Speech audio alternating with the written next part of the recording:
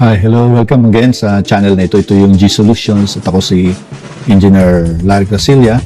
Ngayong araw, mag-solve tayo ng ilang math problems.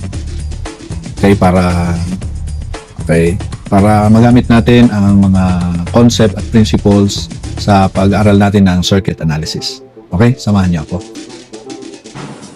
Nandito yung pinapagawa sa atin. Ang sabi doon, prove. Yan. So, may mga trigonometric function. So, sin theta sa numerator minus cosine theta times sin theta. Yan yung numerator niya. Okay?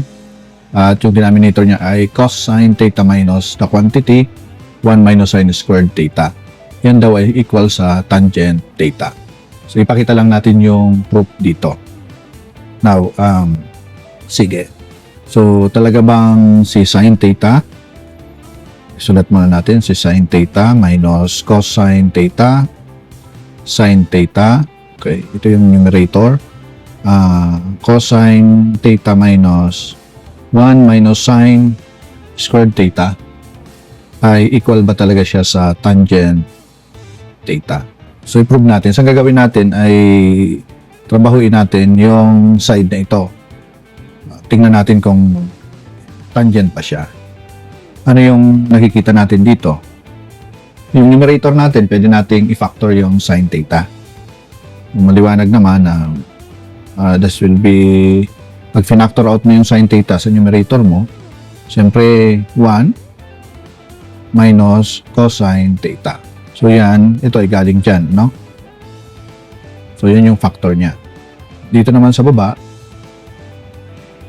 pwede namang, cosine theta minus itong 1 na ito, pwede siyang sin squared theta plus cosine squared theta. Pwede dagdag natin. Minus sin squared theta is equals to tangent nga ba? So, anong ginamit natin dyan? Ginamit natin yung trigonometric function na sin squared theta plus cosine squared theta is equals to 1.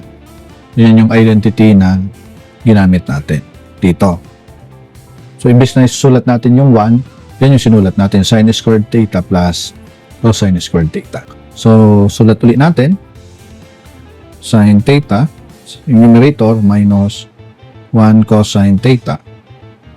Okay. So, cosine theta, minus, simplify natin to. So, ito, at saka yan, parehas yung value, pero opposite yung signs, kaya pwedeng, that will be, sabi nga, 0 yan, no? A number minus by itself is 0. So, yung tira na lang dito ay cosine squared theta. Ito ba ay equal sa tangent theta? So, kopyahin ulit yung numerator. Okay, cosine theta, denominator. So, pwede natin i-factor yung cosine. Cosine theta factor, so 1. Ang factor ng cosine sa cosine, siyempre 1. At sa cosine squared, cosine theta. Okay? Equivalent ba sa tangent theta? Yan. So, obvious naman na ito ay equal.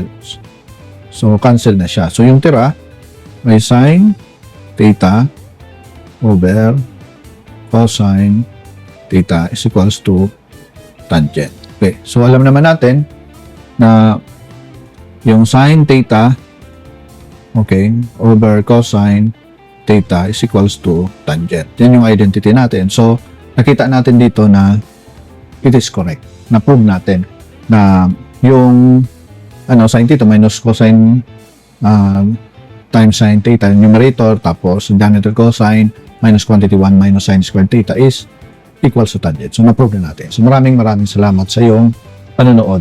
Paki-subscribe na lang and paki-lagay na yung komento dyan sa comment section. Thank you so much.